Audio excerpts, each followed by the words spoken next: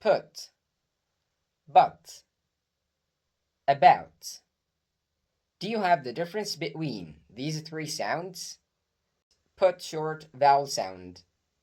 Put. Good. Book. Woman. Could.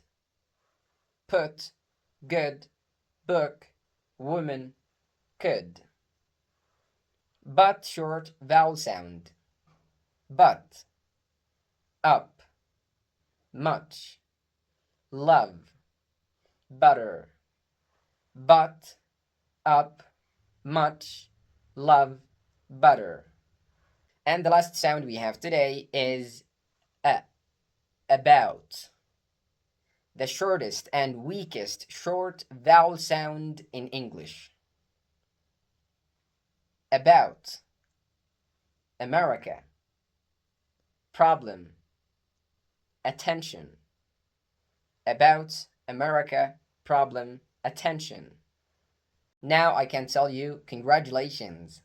We've finished all of the short vowel sounds in English. Practice them well, and you'll be a great American English speaker. They love to explore. This is what I love doing. I love this sound. Don't say I love or I love. It's I love, love, as we learned.